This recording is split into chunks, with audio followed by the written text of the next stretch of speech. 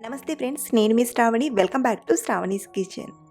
ఈరోజు మన కిచెన్లో కమ్మని కొబ్బరి పచ్చడి ప్రాసెస్ని ఈజీగా చేసే మెథడ్ని చూపించబోతున్నాను.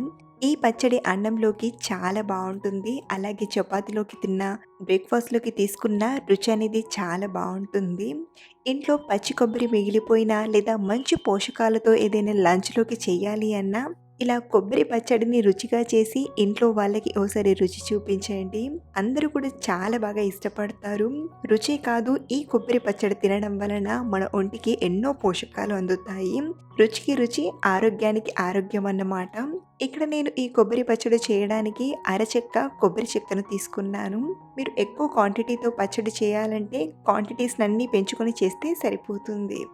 ముందుగా ఈ కొబ్బరిని చిన్న చిన్నగా కట్ చేసి తీసుకోండి.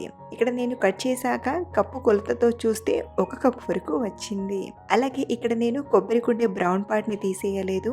మీరు కావాలంటే బ్రౌన్ పార్ట్ని తీసేసైనా తీసుకోవచ్చు. ఇప్పుడు మరో పక్కన స్టవ్ ఆన్ చేసి ప్యాన్లోకి 1 టేబుల్ స్పూన్ ఆయిల్ని తీసుకోండి. ఆయిల్ అనేది మనకు ఈ పచ్చడిలో ఎక్కువ పట్టదు.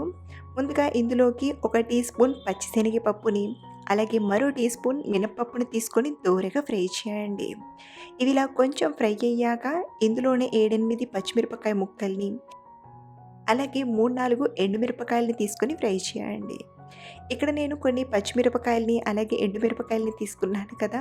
మీరు కావాలంటే మొత్తం ఎండుమిరపకాయలతోనైనా లేదా పచ్చిమిరపకాయలతోనైనా చేయొచ్చు.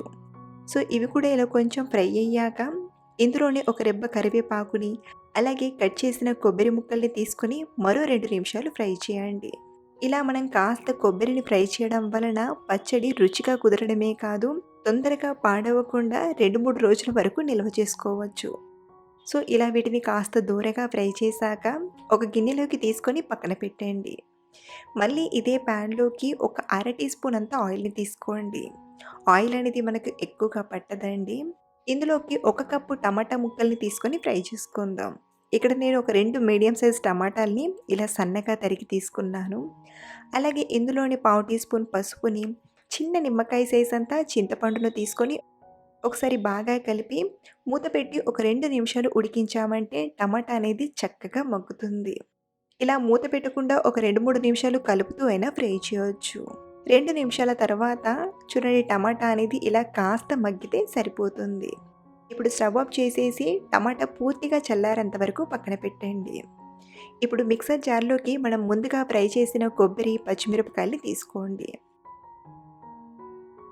ఇందులోని అర టీ స్పూన్ జీలకర్రను, అలాగే రుచికి సరిపడా ఉప్పుని, 7-8 పొట్టు చేసిన వెల్లుల్లిపాయలు తీసుకొని ముందుగా వీటిని బాగా గ్రైండ్ చేయండి. ఒకసారి వీటిని ఇలా బాగా గ్రైండ్ చేశాక ఇప్పుడు ఇందులోకి మనం ఫ్రై చేసిన టమాటాలని కూడా తీసుకొని గ్రైండ్ చేసుకుందాం. ఈ పచ్చడి రుబ్బేటప్పుడు ఎక్స్ట్రా నీళ్లు వేయాల్సిన పని లేదు. ఇన్ కేస్ మీరు నీళ్లు వేయాలి, కొంచెం సాఫ్ట్గా పచ్చడి ఉండాలి అనుకుంటే కాస్త వేడి చేసిన నీళ్లను ఒక 2 స్పూన్ల వరకు వేసైనా గ్రైండ్ చేయవచ్చు. ఇక్కడ నేను నీళ్లు వేయకుండానే ఇలా మెత్తగా రుబ్బి తీసుకున్నాను. ఇప్పుడు ఈ పచ్చడిని ఒక గిన్నెలోకి తీసుకొని పోపుని ప్రిపేర్ చేసుకుందాం. పోపు కోసం మరో పక్కన స్టవ్ ఆన్ చేసి ప్యాన్లోకి 1 టేబుల్ స్పూన్ ఆయిల్ని తీసుకొని ఆయిల్ వేడయ్యాక అర టీ స్పూన్ పచ్చిశనగపప్పుని, అర టీ స్పూన్ మినప్పప్పుని, అర టీ స్పూన్ ఆవాలను తీసుకొని దోరగా ఫ్రై చేయండి. అలాగే ఇందులోనే పావు టీ స్పూన్ ఇంగువను కూడా తీసుకుంటున్నాను. మీకు ఇంగువ ఫ్లేవర్ నచ్చకపోతే స్కిప్ చేయొచ్చు. అలాగే 3-4 చితగ్గొట్టిన వెల్లుల్లిపాయలని తీసుకొని దోరగా ఫ్రై చేయండి. చివరిగా కొంచెం కరివేపాకుని వేసి పోపుని బాగా ఫ్రై చేసి పచ్చడిలోకి తీసుకోవడమే. నిజానికి ఈ కొబ్బరి పచ్చడిలో పోపు పెట్టకుండా తిన్నా రుచి అనేది చాలా బాగా అనిపిస్తుంది. ఇలా పోపు తీసుకొని మరోసారి బాగా కలిపామంటే ఎక్స్ట్రా రుచితో కొబ్బరి పచ్చడి తయారైపోయింది. ఈ పచ్చడిని మనం అన్నంలోకి తిన్నా, చపాతీలోకి తీసుకున్నా, బ్రేక్ఫాస్ట్లోకి తిన్నా చాలా చాలా బాగుంటుంది. ఇంట్లో కొబ్బరి ఉన్నప్పుడు 5-10 నిమిషాల్లో ఇలా పచ్చడి చేసుకొని కమ్మగా తినేయొచ్చు. రుచితో పాటు ఆరోగ్యానికి ఎన్నో పోషకాలను కలిగించే ఈ కొబ్బరి పచ్చడిని మీరు కూడా తప్పకుండా ట్రై చేయండి. అలాగే మీకు ఎలా కుదిరిందో మళ్ళీ నాతో షేర్ చేసుకోవడం అస్సలు మర్చిపోకండి. Thank you for watching.